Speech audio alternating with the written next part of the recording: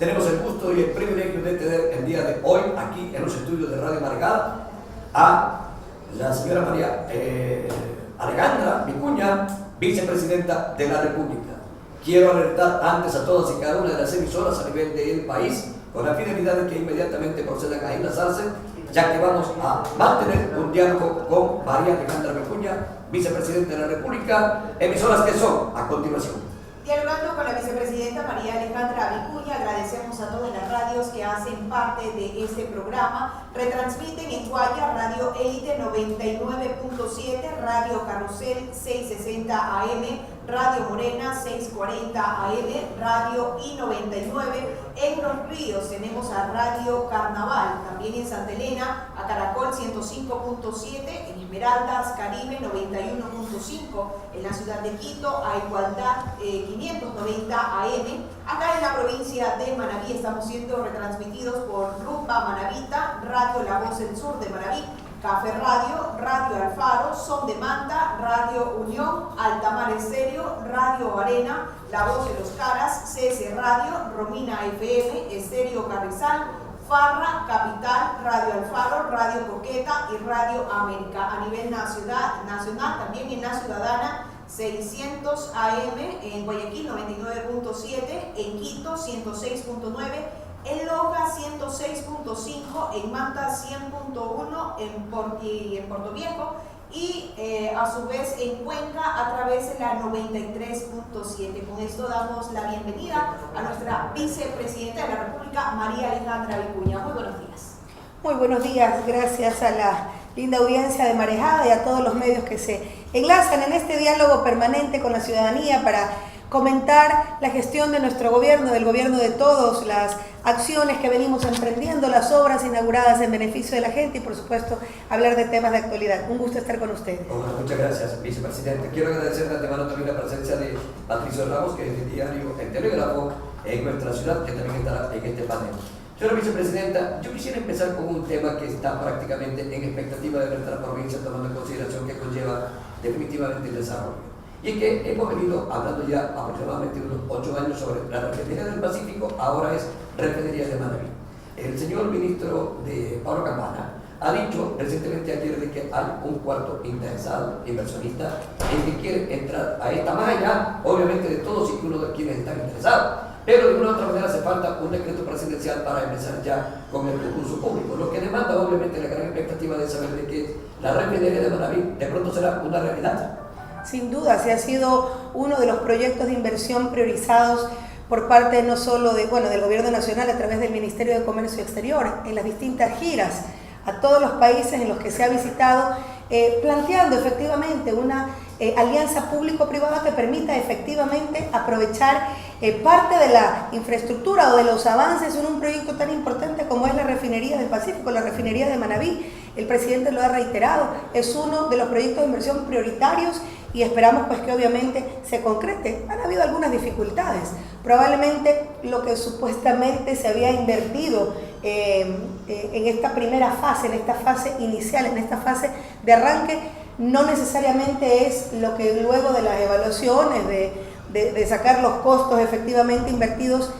se dé. Sin embargo, es un tema prioritario y hay algunas muestras de interés ya, lo han anunciado el propio ministro Pablo Campana, el propio ministro Carlos Pérez de Hidrocarburos, hoy Energía y Minería también, de manera que es un tema, un proyecto prioritario, por supuesto, para Manabí es importante y para la patria entera. Señora vicepresidenta, de interesados siempre hemos estado llenos acá en la provincia en este proyecto. ¿Qué da la garantía? ¿Cuál es la garantía que da el país para que esta vez esto sea una realidad? Bueno, yo creo que la muestra de confianza ha sido clara, ha sido evidente, no solo seguridad jurídica, sino la postura clara de un gobierno que respeta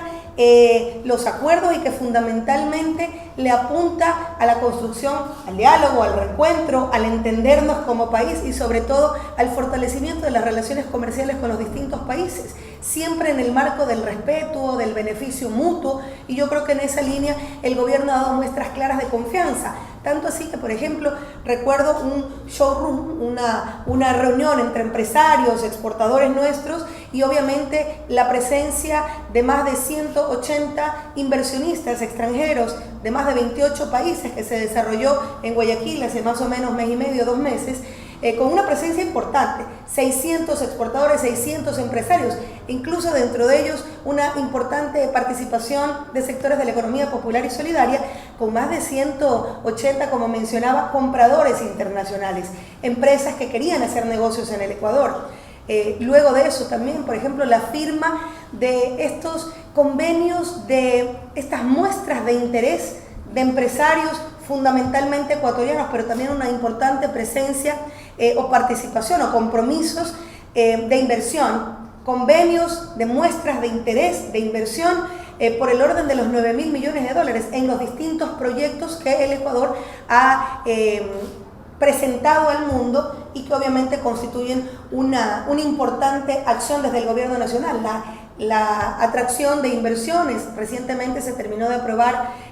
la ley, o bueno, está planteándose en la Asamblea Nacional ya en los últimos detalles previo a la aprobación y sobre todo la publicación en el registro oficial, la ley de incentivos, de fomento a la inversión y sobre todo de estabilidad fiscal que tiene algunos componentes. Dentro de eso, efectivamente, mecanismos para generar inversiones, para atraer inversiones que vayan de la mano con empleo de calidad, con transferencia de tecnología y demás. Así que esa ha sido un área prioritaria que ha estado fundamentalmente liderada por Pablo Campana en su periplo, en sus recorridos por varios países del mundo que han mostrado su interés en fortalecer o en afianzar alianzas públicos-privados de cara a estos proyectos de inversión. A veces no es bueno dar fechas, pero porque en el camino suelen suceder algunos inconvenientes que trastocan la fecha en que se estipula, se concreten estos proyectos. Pero ¿cuándo ustedes tendrían una fecha tentativa de que se podrían tener nuevas respuestas en cuanto a este tema? Coincido en que no podemos dar fechas porque eso está ligado a muchos factores. Sin embargo, creo que una parte importante o un punto de arranque, digamos, ya de la concreción de estas muestras de interés en la inversión en este tipo de proyectos vendrá con la publicación y la entrada en vigencia de la ley para el fomento y atracción de inversiones. Vicepresidenta, buenos días. En el mismo tema, y de aquí voy a sacar otro más, del interés para que ya se concrete, porque son 9, 10 años de este proyecto que los manavitas y los residentes de la provincia lo vemos y lo escuchamos. ¿Qué faltaría del interés para que ya se concrete? Porque muchos han venido, pero poco se ha concretado. Bueno, esos son los esfuerzos que viene desarrollando el gobierno nacional, precisamente ya para concretar esto que, como bien refieren, tiene ya tantos años, pero estamos en una nueva etapa. Hay una decisión, hay un nuevo gobierno que tiene poco más de un año y una de las principales acciones en este poco más de año de gobierno ha sido precisamente el presentar a los distintos países estos proyectos de inversión y por supuesto que la refinería del Pacífico es uno de los prioritarios. Hay algunas muestras de interés, insisto, creo que se están haciendo esfuerzos importantes ya para concretarlos, no solo con las visitas, con las reuniones bilaterales, con las visitas incluso en el territorio por parte de los propios inversionistas interesados, sino también mecanismos que garanticen precisamente esa confianza y esa seguridad jurídica que está obviamente otorgando el gobierno nacional. Y como mencionaba, creo que la entrada en vigencia, ya luego de que la Asamblea Nacional la apruebe y obviamente se publica en el registro oficial de la ley para el fomento de las inversiones, seguramente va a posibilitar ya en un futuro más temprano que tarde el que ya estos temas se concreten, porque sin dudas, insisto, constituye una prioridad para nuestro gobierno, una necesidad de cara a una situación económica compleja que no es para nadie desconocida y frente a la cual obviamente se están pensando todas las medidas necesarias como para poder enfrentarla de mejor manera, y una de esas es fundamentalmente la atracción de inversiones en mejores condiciones que obviamente sea de beneficio mutuo. Le decía yo del tema de reactivación económica. Ayer usted entregó sería la 4ª facilidad pesquera en Manaví. De las 5, Cruzita todavía está en construcción. Hemos visto que se ha realizado un trabajo bastante fructífero en lo que es San Mateo, Jaramillo, con el acercamiento del gobierno hacia los pescadores. La reactivación económica y solidaria, como usted la viene dando a conocer en el país, con los hombres del mar, con las familias del mar, ¿cómo va a ser más vinculante entre el gobierno para que se vean ya los resultados en favor de estas personas que trabajan frente al mar? Bueno, tantas alternativas que hemos estado planteando, no solo en obras de infraestructura que contribuyen a la reactivación económica y productiva de Manabí. Yo aquí quizás hacer énfasis en algo. Desde que asumí la presidencia del Comité de Reconstrucción por encargo del compañero presidente, uno de los ejes de acción fundamental ha sido, primero, destrabar la infinidad de problemas que han tenido tantas obras. Problemas de todo tipo, técnicos, financieros, legales y demás.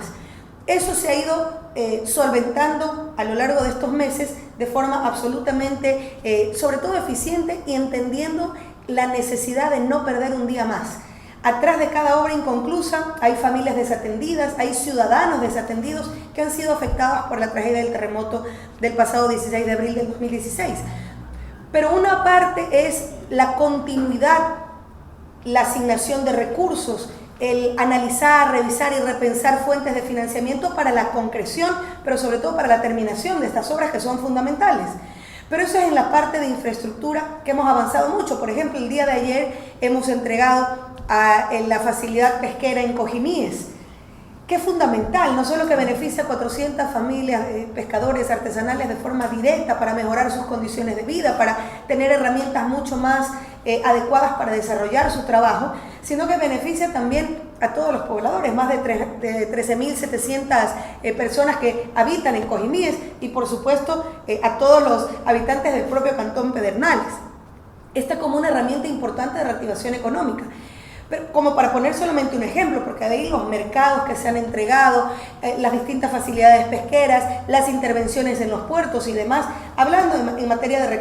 reconstrucción para infraestructura que contribuya a dinamizar la economía. Pero adicionalmente a ello, por ejemplo, rescatar que en este tiempo se ha entregado a través de CFN, Ban Ecuador y CONAFIPS como banca de segundo piso que fundamentalmente inyecta los recursos al sistema financiero de finanzas populares y solidarias, 548 millones de dólares,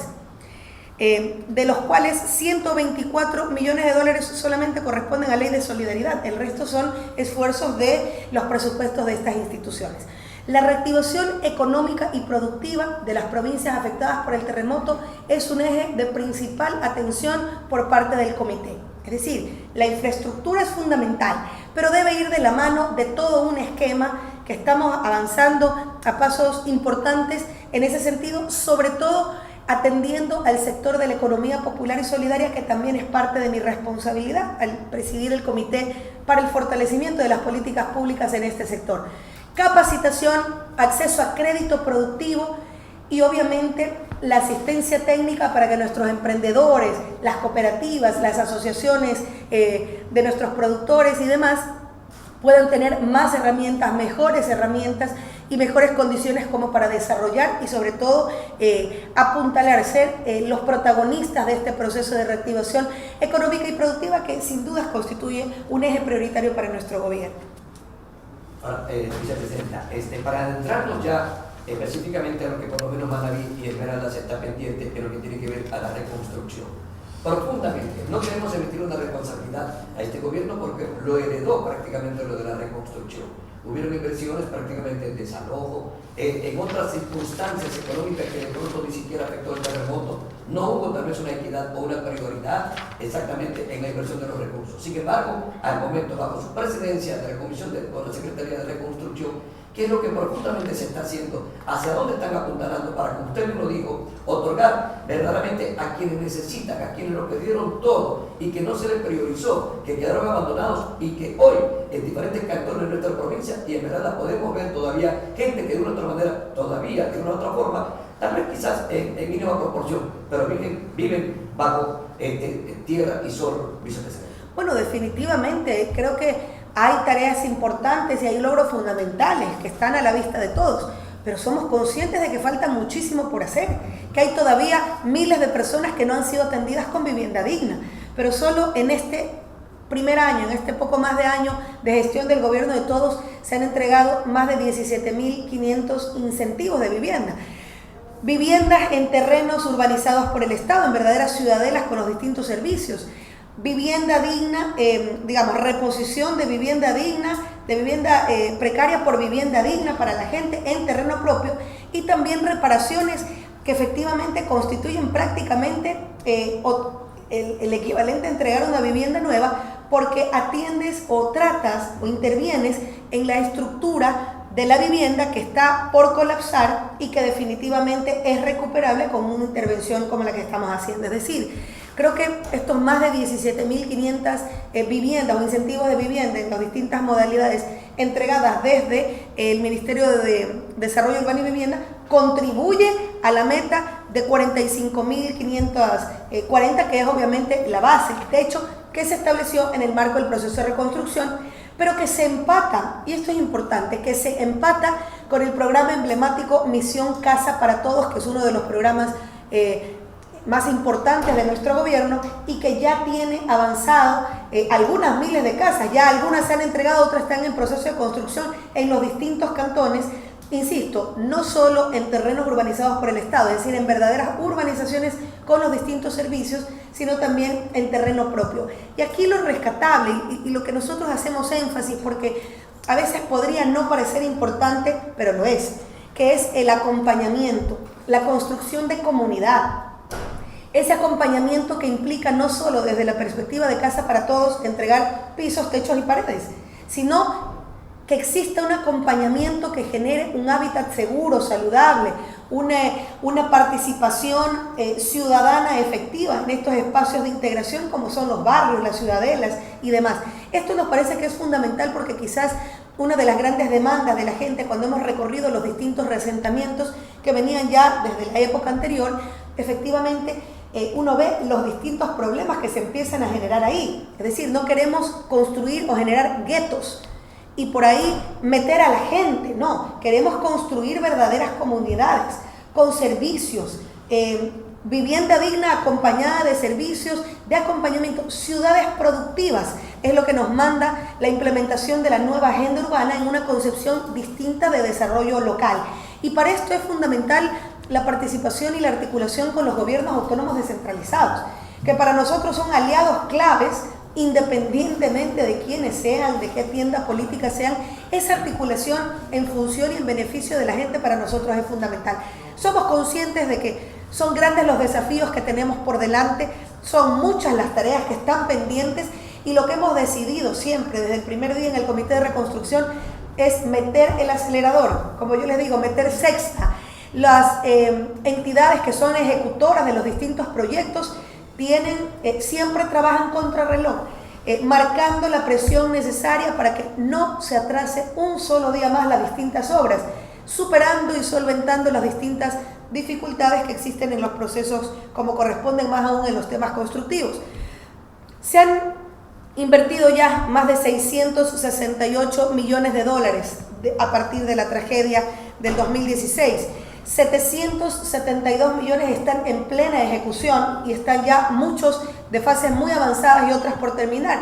Otras que incluso ya obras que ya están terminadas, como por ejemplo el sistema de agua potable de Jama, que está ya próximo a inaugurarse, pero que obviamente ya inaugurarse formalmente, pero que obviamente ya está funcionando, así como el día de ayer entregamos el sistema de agua de Pedernales con una inversión que supera los 24 millones de dólares y que va a abastecer al 100% de la población actualmente de Pedernales, no solo de la cabecera cantonal. Ustedes saben que Pedernales fue el epicentro del sismo y obviamente se extiende este sistema 35 kilómetros más adelante para incluso llegar al área rural, para atender y dotar de agua segura, de agua potable a la población de Cojimies. Es decir, hay muchas acciones que ya venimos desarrollando, pero somos conscientes que obviamente falta mucho por hacer. 559 millones de dólares es el total que suman los proyectos que están planificados y priorizados por el Comité de Reconstrucción. Vicepresidenta, no solamente Manabí fue afectado, sino también nuestra hermana provincia de Esmeraldas, y precisamente desde esta provincia tenemos a Daniel Figueroa de Radio Caribe 91.5, quien tiene una consulta para usted. Le solicito se pongan los audífonos para él. ¿Lo tenemos?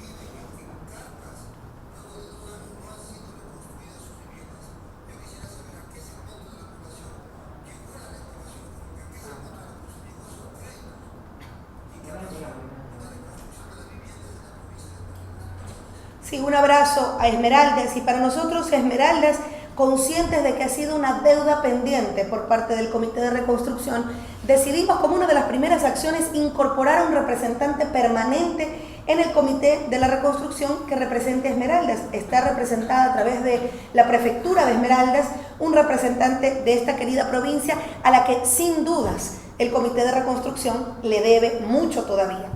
368 millones de dólares en total en los 7 cantones de Esmeraldas, de los cuales ya se han ejecutado 216 millones y están ejecutándose. Otros 152 millones de dólares son los que están en proyectos planificados que para nosotros en esta nueva etapa del comité constituyen una prioridad. A través de CFN, a través de Ban Ecuador y de CONAFIPS se han entregado 111 millones de dólares para crédito productivo, de los cuales 15 millones de dólares corresponden a Ley de Solidaridad en los 7 cantones y el resto es el esfuerzo también presupuestario de las entidades. Esto en el tema de Esmeraldas. 5 nuevas urbanizaciones con todos los servicios: Nuevo Portete, Chamanga, Muisne 3, Duana y Reasentamiento Nuevo de Atacames. Pero esto no solo hablando de las nuevas urbanizaciones.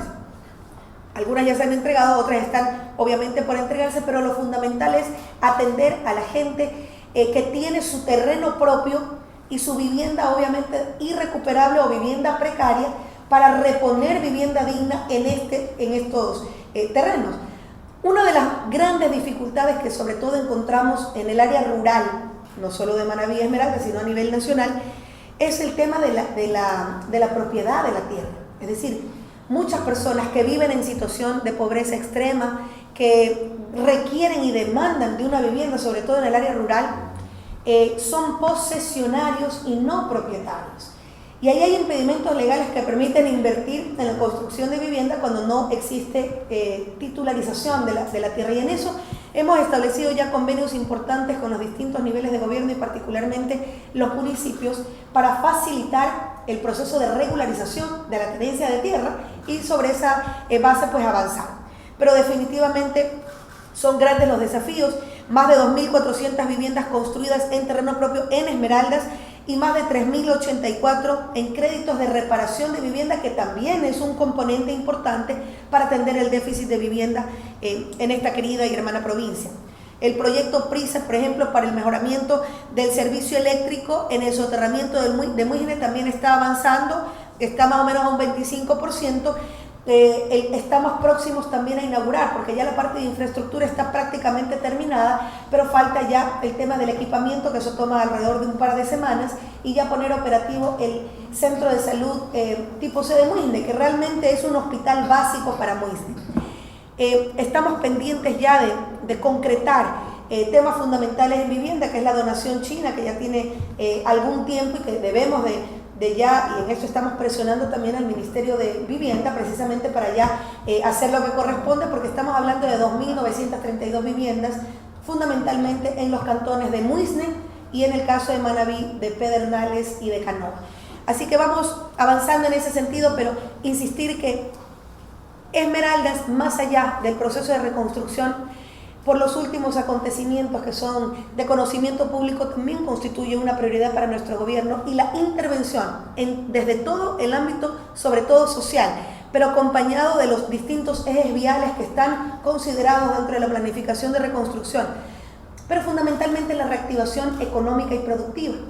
Hay alrededor de 50 millones de dólares que tenemos en CONAFIPS, que vamos a inyectar a través de las distintas cooperativas en programas, en proyectos de la economía popular y solidaria, y obviamente con el acompañamiento desde el Instituto de Economía Popular y Solidaria, precisamente para que se haya ese acompañamiento, para que los sueños de nuestros emprendedores puedan traducirse en proyectos sostenibles, viables, que puedan tener acceso a crédito productivo y obviamente cristalizar esos sueños. En eso estamos empeñados y hemos venido desarrollando algunas acciones importantes en ese beneficio. Vicepresidenta, antes de pasar a otro tema, lo que se queda en lo que corresponde a vivienda, conocer un poco de cómo avanzan los procesos de judicialización en el cumplimiento de obras principalmente en vivienda. Bueno, de judicialización en los casos de los contratistas incumplidos, eso desde que yo era ministra de Desarrollo Urbano y Vivienda fue las primeras acciones emprendidas. Eso ya está en manos de la Contraloría General del Estado, que está haciendo las revisiones permanentes porque son muchos los afectados y nosotros hemos dicho que no vamos a permitir que aquella afectación a tantas familias, son centenas de familias a las que algunos contratistas pusieron un bloque, dejaron a medias y en algunos casos ni siquiera el bloque. Eso no puede quedar impune, eso tiene que tomarse las medidas y las acciones legales como ya se las han tomado de forma pertinente, pero lo que dijimos, independientemente o paralelamente a lo que desarrollen las autoridades de control y los procesos judiciales en marcha para los contratistas incumplidos que burlándose de la necesidad de la gente abusaron de tal manera, paralelamente tienen que ser atendidas esas familias. Entonces, se están solventando las dificultades legales, porque cuando ya hay un desembolso para determinada obra, es complicado volver a desembolsar algo para lo mismo. Sin embargo, nosotros somos conscientes de que paralelamente a lo que las autoridades de control deban hacer frente al tema de sanciones o las reparaciones que deben hacer en el caso de los contratistas incumplidos, nosotros no podemos dejar atendidas a esas familias que obviamente todavía no tienen su vivienda. Así que en eso estamos haciendo un trabajo articulado no solo desde el comité, sino particularmente la Secretaría Técnica de la Reconstrucción y por supuesto en este caso, como es un tema de vivienda, con el MIDUM. ¿Tienen cifras aproximadas de cuántos procesos se siguen? Lo que pasa es que hay varios contratistas que tienen muchas casas, ¿no? Entonces estamos hablando de que son alrededor de 700, sí, 750, pero se sumaron alrededor de 200, o sea, son alrededor de 900 casas. Eso más o menos puede estar en alrededor de unos 60, como 42 contratistas que están ya con procesos judiciales en marcha, pero sobre todo que están siendo intervenidos desde el tema de Contraloría para las identificaciones en dónde están las irregularidades, dónde están las responsabilidades y obviamente los procesos que correspondan ya en Fiscalía y en la función judicial. Vicepresidenta, después del terremoto del 16 de abril de 2016, el gobierno anterior y ustedes están trabajando fuertemente para reactivar, para reconstruir, para también el tema hospitales. Pero también nosotros quisiéramos consultarle a usted de qué manera puede dar un impulso para que, por ejemplo, el principal centro de estudios superiores de Manta, la Universidad de Río Octavio Madrid, pero seriamente afectado. Y les han dado, claro, como dice el secretario de la Reconstrucción, 5 millones. Hay una población de estudiantes de 20.000 que están en este centro de estudios y muchos están apretados, reciben clases a veces prestándose aulas de facultad en facultad, necesitan más o menos de lo que nos hemos enterado con las autoridades, unos 40 millones para reponer unos 10 edificios. ¿De qué manera, por ejemplo, la vicepresidencia puede ayudar a impulsar esto para que este centro de estudios superiores de a poco vaya normalizando esta carga de estudiantes que tiene a nivel del país? Porque usted sabe ahora que los cupos no solo son para Manaví, sino vienen del país. Sí, y efectivamente, y no es solo en Manaví, también en Esmeraldas, y hay demanda por parte de las instituciones de educación superior al respecto y por supuesto que para nosotros es una prioridad. Por ejemplo, y también la construcción de los institutos tecnológicos que complementan efectivamente la oferta de carreras a nivel de educación superior, y en eso con la CENESID se ha avanzado bastante. De hecho, hemos conseguido y hemos logrado créditos no reembolsables, por ejemplo, para el Instituto Tecnológico de Puerto Viejo. Pero más allá de eso, creo que una de las alternativas que le hemos venido procesando con la Secretaría Técnica de la Reconstrucción, a más de los 5 millones de dólares que me parece que le dieron a la universidad que hace referencia, definitivamente a través del Banco de Desarrollo es posible generar líneas de crédito que permitan atender este tipo de necesidades. Sin duda las necesidades son infinitas y los recursos no siempre son suficientes, pero sí hay mecanismos que podemos estar coordinando. De hecho, ya fue una de las resoluciones o de lo que discutimos en el comité pasado y estamos coordinándolo con el Banco de Desarrollo para ver qué líneas de crédito también se pueden otorgar a las universidades para que puedan obviamente emprender algunos de estos proyectos. No todos tienen estudios, es decir, también hay algunos mecanismos y algunas fases por ir cumpliendo, pero definitivamente hay toda la voluntad porque para nosotros la educación sin dudas constituye un tema prioritario, no solo a nivel de educación básica y bachillerato. Se han construido más de 30 en todo este tiempo de unidades educativas. Están 7 también por construirse ya con crédito del Banco Mundial, sin embargo, del BEI. del Banco Mundial. Sin embargo, todavía falta mucho por hacer. Y a nivel de educación superior, el mecanismo de un crédito con facilidades y obviamente tasas de crédito preferenciales a través del Banco de Desarrollo es una alternativa para atender las demandas y las necesidades que tienen las distintas universidades, no solo en Manaví, sino también en Esmeraldas. Vicepresidenta, ya que Patricio toca temas locales, acá en la ciudad de Manta hay un problema que se agudizó más con el terremoto del 2016, que es el tema contaminación. Aparte de que la ciudad de Manta recibe aproximadamente el 75% de contaminación del Cantón Montecristi, la contaminación que se genera acá en gran parte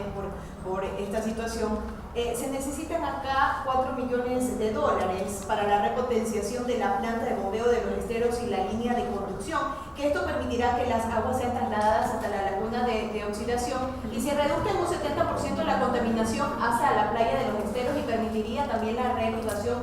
turística. ¿Qué garantías tenemos de que a través del Comité de la Reconstrucción se puedan dar estos recursos para solucionar este problema? Estamos buscando fuentes de financiamiento porque eso corresponde a contratos complementarios a la obra. Y obviamente los contratos complementarios no están financiados. Y es por ello que, entendiendo la prioridad y la necesidad de hacerlo, estamos buscando financiamiento. Recuerden que también ha existido bastantes temas complejos en el ámbito económico. La ley que está próximo a aprobar posibilita el acceder a nueva deuda a nivel de país. Y eso obviamente nos puede posibilitar, o sea, nos permite buscar estas fuentes de financiamiento para algunas obras complementarias que no estaban consideradas, como es el caso que usted refiere, y que para nosotros, con la evaluación técnica que ha hecho la Secretaría de la Reconstrucción, definitivamente lo vemos que es una necesidad. Lo que se está viendo es fuentes de financiamiento para poder concretarlo. ¿Ya hay algún recurso destinado desde la reconstrucción para este tema? Insisto, son temas complementarios, son obras complementarias que no tienen fuente de financiamiento y lo que estamos viendo es los mecanismos para aquello. Es de conocimiento público que luego del informe y del pedido de información de Contraloría al Ministerio de Finanzas y Obras Públicas respecto al techo de la deuda externa, eso obviamente dilató algunos procesos de adquisición de nueva deuda que nos permita obviamente solventar no solo eso, sino a nivel de país algunos proyectos de inversión. Sin embargo, como digo, es un tema, al ser obra complementaria, lo hemos procesado a nivel del comité y con el informe de la Secretaría Técnica de Reconstrucción es posible obviamente incluirlo dentro de las prioridades. Lo que estamos buscando es lo principal, que es la fuente de financiamiento. Siempre entenderemos que hay aspectos técnicos y demandas de la ciudadanía y demandas de los distintos GATS que debemos atender y que para nosotros son prioridad, pero el tema es buscar fuentes de financiamiento, porque lo otro sería, una postura demagógica de afirmar que se va a realizar y cuanto antes. Eso tiene un proceso y sobre todo buscar de dónde salen los recursos para poder hacer esto, que es una obra complementaria, que no estaba considerado dentro del contrato inicial, que estaba por el orden de los 23 millones de dólares y que obviamente ese es un tema adicional. Vicepresidenta, es verdad que la situación económica es de una u otra manera buscar los recursos para poder complementar todas y cada una de las obras que, como usted bien lo ha dicho, hace mucho falta o mucho que hacer por Manaví y Esmeraldas. Pero hay una situación que de una u otra manera de pronto pudiera ser que preocupe, y es en Chone. La gente está un tanto ya como angustiada y desesperada, tomando en consideración de que no se ha hecho todavía absolutamente nada por la situación del Carrizal Chone. Tal es así de que les pongo el conocimiento de que ya hay un pronunciamiento de pronto de una paralización en torno a este tema por el hecho de que no se ha atendido el Carrizal Chone. A ver, en Chone, otra demanda que había sido desatendida, era precisamente el inicio de la construcción del hospital, que ya desde el mes de junio, a finales del mes de junio, ya estuvimos firmando justamente en Chone el inicio de la construcción del Hospital General Napoleón Dávila. Esto estuvo dilatado, entre otros temas, porque faltaba un aspecto importante, que es el tema de los aisladores sísmicos, que es una exigencia para poder arrancar con esta obra, que viene obviamente con financiamiento externo, con un crédito chino que tiene ese tipo de condiciones.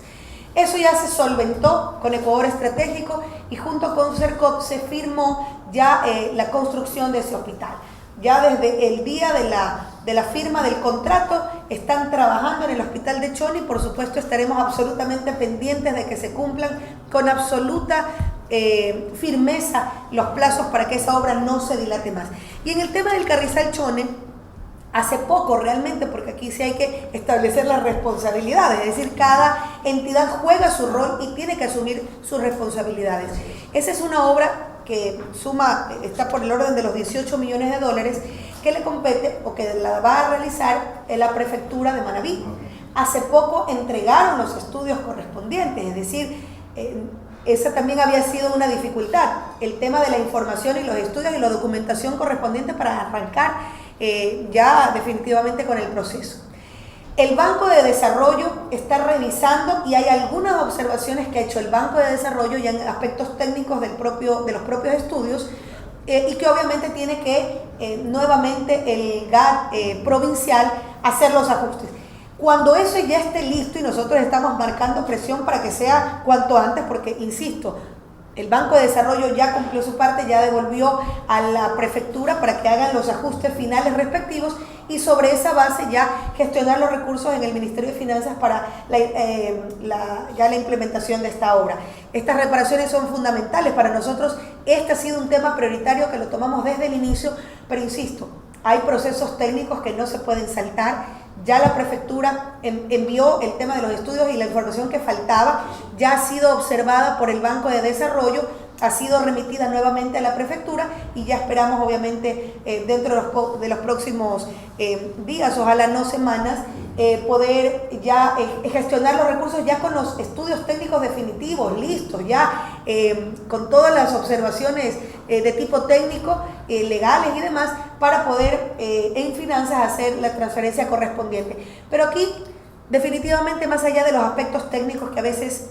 la ciudadanía seguramente no tiene el mayor alcance de comprender y demás, lo fundamental es que el secretario de la Reconstrucción en conjunto con el gobernador efectivamente atendieron a las distintas organizaciones sociales, a los movimientos, a los colectivos que obviamente demandan de la inmediata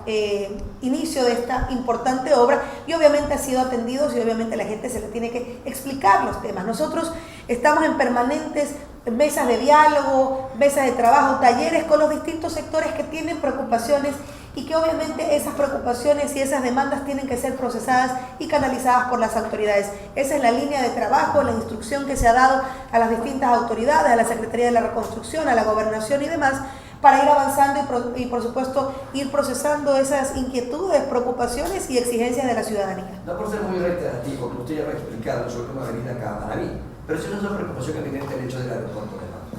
Y nos preguntamos, ¿no? Sí, es verdad, por eso le decían antes, no hubo una prioridad para poder determinar una obra fundamental para Manta como su aeropuerto, sabiendo de que por ahí es el ingreso prácticamente de la parte turística de este cantón. De tal manera de que hoy está prevista, tengo entendido que para diciembre, pero habrá una efectividad de todo aquello, tomando en consideración, señora vicepresidenta, que desde el gobierno anterior no viene diciendo que mañana, que pasado, que hoy, que esto y que el otro, y aquí lo pusieron en encontrar, y definitivamente no tenemos una respuesta correcta, exacta, de saber que Manta tendrá su aeropuerto. Efectivamente, y esa ha sido también una prioridad, imagínense cómo no hacer ese trabajo tan importante en una ciudad que efectivamente es puerta de entrada también, debe ser puerta de entrada para el país y obviamente desarrollar el turismo como un dinamizador de la economía en este territorio. Este año ha sido el compromiso con las entidades ejecutoras, iniciará todos los procesos precontractuales, entenderán que es una obra de gran envergadura que por supuesto tiene algunos procedimientos. Han habido algunas dificultades, insisto, desde el tema de estudios, el tema de la deuda, que ha sido lo que ha sido ese cuello de botella en varias de las obras, sobre todo que tienen financiamiento externo.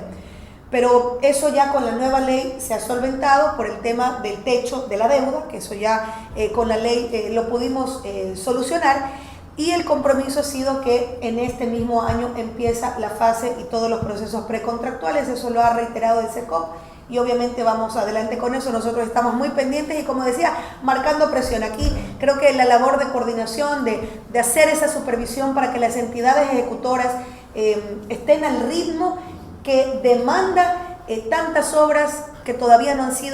han podido ser concluidas y que por supuesto hay una demanda ciudadana. Hay familias desatendidas que tienen que obviamente ser atendidas y esa para nosotros es una prioridad. Antes de la pregunta de Patricio, quisiera por favor reiterar las emisoras que están enlazadas, dialogando con María Alejandra Vicuña, vicepresidenta de la República. Retransmiten en Guayas Radio Élite 99.7, Radio Carrusel 660 AM, Radio Morena 640 AM, Radio I99 en Los Ríos, Radio Carnaval en Santa Elena, Caracol 105.7, en Esmeraldas Caribe 91.5, en la ciudad de Quito, Igualdad 590 AM, acá en la provincia de Manabí, Rumba Manabita, Radio La Voz del Sur de Manabí, Café Radio, Radio El Faro, Son de Manta, Radio Unión, Altamar Estéreo, Radio Arena, La Voz de los Caras, CC Radio, Romina FM, Estéreo Carrizal, Farra, Capital, Radio El Faro, Radio Coqueta, Radio América y a nivel nacional, La Ciudadana 600 AM, en Guayaquil 97.7,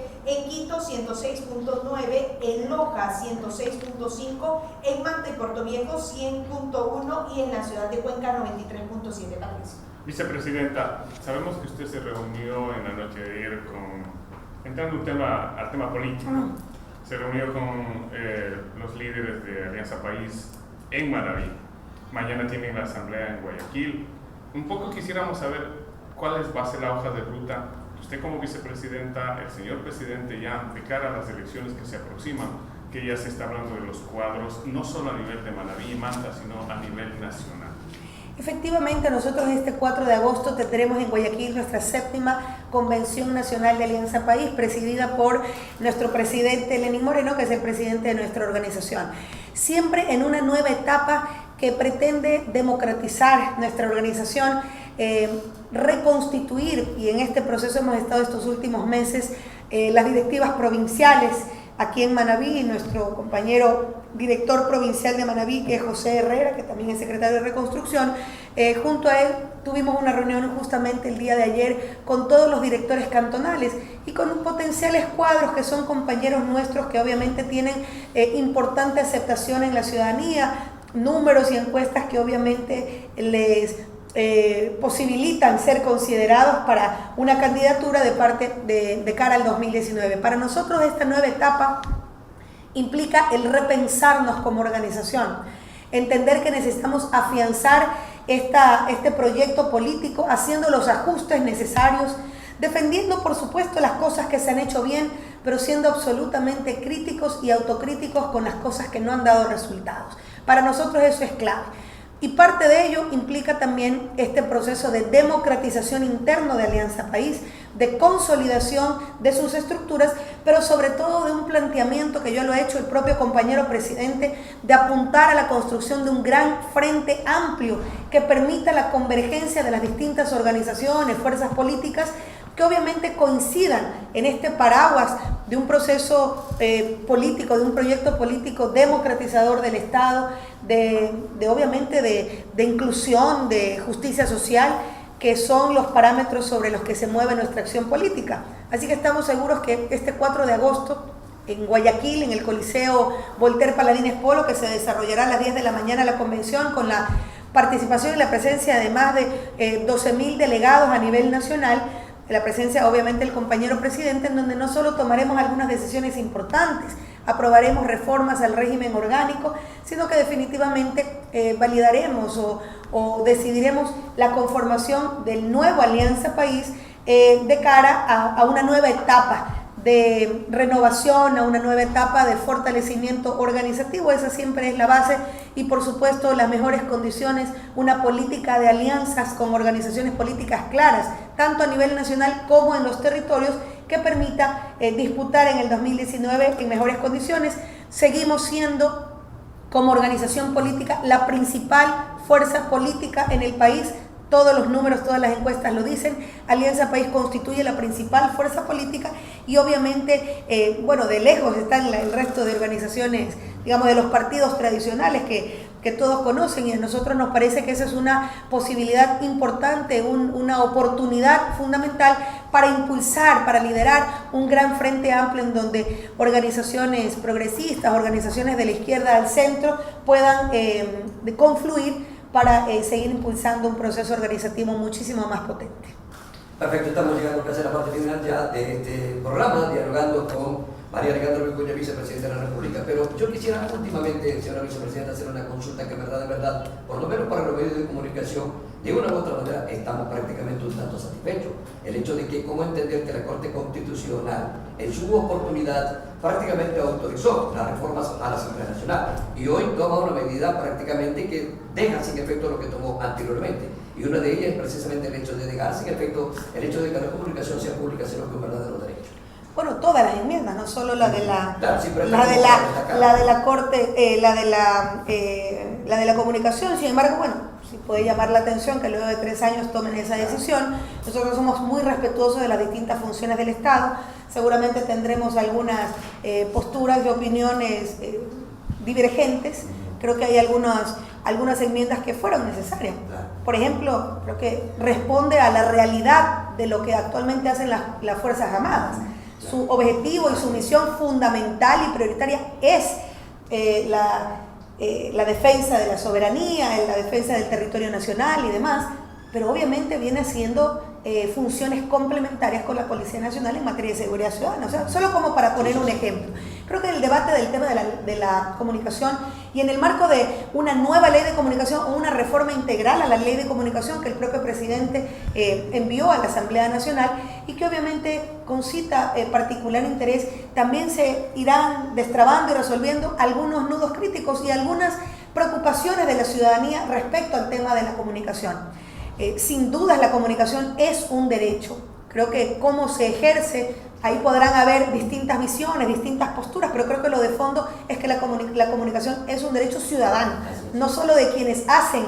comunicación o ejercen el periodismo, sino de la ciudadanía en su conjunto. Es un derecho nuestro, un derecho ciudadano, y sobre esa base creo que todavía hay muchos temas que ir definiendo, que ir ajustando en un gran debate nacional sobre cómo garantizando ese derecho, cómo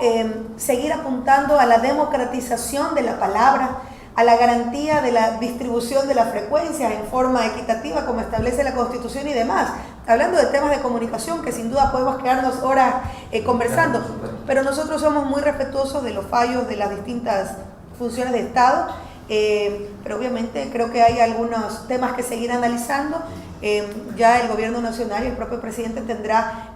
un pronunciamiento público al respecto. Creo que frente a eso pues habrán algunas visiones respecto a algunos temas, porque entenderán que no es solo uno. Yo creo que uno de los temas que más llamaba la atención y era una demanda de la gente el plantearlo, el tema de la reelección, por ejemplo, sin límite, y que nosotros absolutamente conscientes y consecuentes con esa demanda ciudadana en el marco del diálogo nacional, lo que planteamos es incorporar para validar si esas decisiones de la Asamblea Nacional, que fueron obviamente legales, apegadas a derechos de la Constitución, pero que no necesariamente hemos visto, y creo que nos dio la razón,